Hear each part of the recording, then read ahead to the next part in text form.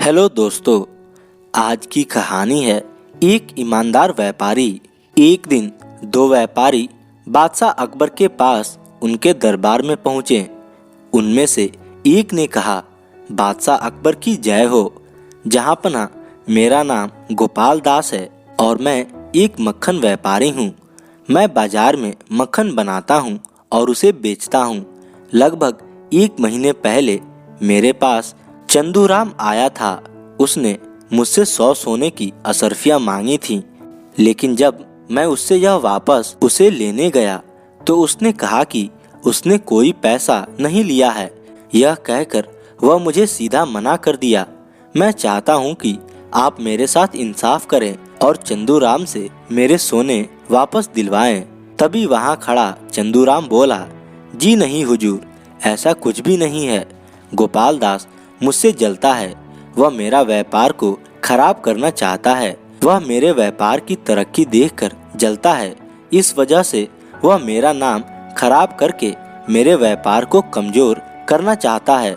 बादशाह अकबर यह नहीं समझ पा रहे थे कि उन दोनों में से कौन सही और कौन गलत है। ऐसे में उन्होंने यह काम बीरबल को दिया।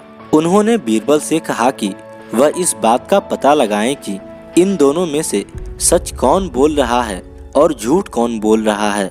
इसके बाद बीरबल ने गोपाल दास को अपनी बात कहने को कहा और उससे पूछा, क्या हुआ था उस दिन।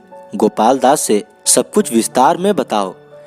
लगभग एक महीने पहले शाम के समय जब सब अपना दुकान बंद करके घर वापस जा चुके थे, तब मैं भी अपना सामान समेटकर दुकान को बंद करने की तैयारी कर रहा था। तभी मेरे पास चंदूराम आया। हम दोनों में अच्छी बात हुई क्योंकि वह मेरा एक दोस्त है। इसी के चलते हमने एक दूसरे से बातचीत की। बातचीत के दौरान ही चंदूराम देव ने मुझसे कहा कि उसे घी के लिए कुछ पैसे कम पड़ रहे हैं, इसलिए वह मुझसे 100 सोने की असरफियाँ मांगने लगा।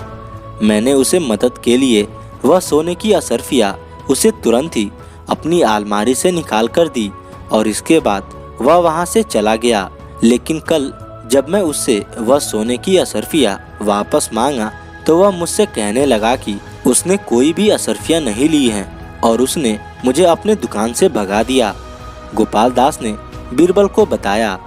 अच्छा, तो यह बात है, बीरबल ने कहा। इसके बाद बीरबल ने चंदूराम को कहने का मौका दिया और उसे सारी बात बताने को कहा। चंदूराम ने बताया, हुजूर, गोपाल दास मेरे दुकान पर आता रहता है क्योंकि हम दोनों एक अच्छे दोस्त हैं, इसलिए वह दुकान में आता रहता है। एक दिन उसने देखा कि मेरे दुकान में लोगों की गिनती बढ़ती ही जा रही है। उसने देखा कि मेरे व्यापार में वृद्धि हो रही है और यह देखकर उसे जलन होने लगी। उसने एक झूठी कहानी बनाई कि उसने मुझे 100 सोने की असरफियाँ दी हैं और यह बात वह लोगों को बता कर मुझे बदनाम करने में लगा है ताकि मेरा व्यापार खराब हो जाए। हुजूर, मैंने इसकी एक भी असरफियाँ मैंने नहीं ली है।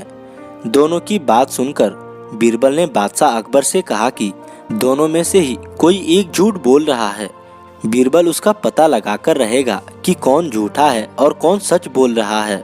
यह सब हो जाने के बाद उस दिन की सभा स्थगित हो गई और सब अपने घर लौट गए।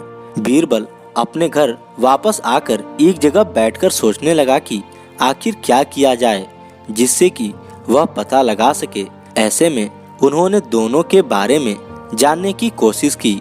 इसके लिए उन्होंने घर के एक नौकर रामू को बुलाया और उसे बाजार जाने को कहा। बीरबल ने रामू से कहा, रामू, तुम बाजार जाओ और गोपाल दास और चंदूराम के बारे में सारी जानकारी लेकर आओ। रामू बाजार की ओर गया और वहाँ लोगों से बातचीत की। दोनों के बारे में जानकारी जुटाने के बाद वह घर वापस आया और बीरबल को सारी बात बताए। रामू ने बीरबल को बताया, मालिक, दोनों में से गोपाल दास सबसे ज्यादा ईमानदार है और लोग चंदूराम के साथ व्यापार करना पसंद नहीं करते क्योंकि वह कई बार लोगों के साथ बेईमानी करता है। यह सब सोचने के बाद बीरबल ने एक तरकीब सोची और उन्होंने 2 मटका लाया। उन मटकों में उन्होंने घी डाला। घी डालने के बाद उन्होंने एक मटके में एक सोने का सिक्का डाला और दूसरे मटके में भी उन्होंने एक सोने का सिक्का डाला। इसके बाद उन्होंने रामू से कहा, रामू, तुम एक व्यापारी की तरह उन दोनों के पास जाओगे और यह घी बेचकर आओगे। उसके बाद तुम वही बाजार में रहना और देखना कि कौन आकर तुम्हें इन सोने के सिक्के को वापस लौटाता है। रामू ने वैसा ही किया जैसा बीरबल ने उसे करने को कहा था। रामू बाजार गया और जाकर सबसे पहले उसने घी को गोपाल दास को बेचा। फिर उसके बाद उसने जाकर घी चंदूराम को बेचा। फिर वह बाजार में ही रहा। अगले दिन बीरबल बादशाह अकबर के सामने सभा में पधारे।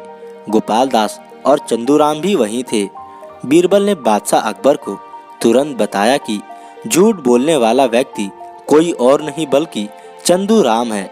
यह सुनकर बादशाह अकबर ने बीरबल से पूछा, अच्छा, अगर ऐसी बात है तो बीरबल, क्या तुम मुझे यह बता सकते हो कि तुम किस वजह से चंदूराम को झूठा कह रहे हो? बादशाह अकबर की इस सवाल का जवाब बीरबल ने दिया, जहांपना, कल मैंने रामू को एक काम सौंपा था और मुझे पता चला कि गोपाल दास ने मटके में रखा हुआ सोने का सिक्का रामू को ईमानदारी के साथ वापस कर दिया। लेकिन दूसरी तरफ चंदूराम ने ऐसा नहीं किया। उसने वह सिक्का अपने पास ही रख लिया। इससे यह साबित होता है कि चंदूराम एक ईमानदार व्यक्ति नहीं है। जो व्यक्ति एक सोने के सिक्के को लेकर लालच दिखा सकता है तो 100 और सोने के सिक्कों के लिए बेईमानी तो कर ही सकता है। इसलिए चंदूराम झूठ कह रहा है। यह सुनने के बाद बादशाह अकबर ने चंदूराम को सजा दी कि वह 100 सोने के सिक्के गोपाल दास को वापस करे और उसके साथ साथ और 100 सोने के सिक्के गोपाल दास को दे, क्योंकि उसने गोपाल दास को परेशान किया था। यह सब हो जाने के बाद बादशाह अकबर ने फिर से बीरबल की तारीफ की और इस तरह से गोपाल दास को न्याय मिला। धन्यवाद दोस्तों।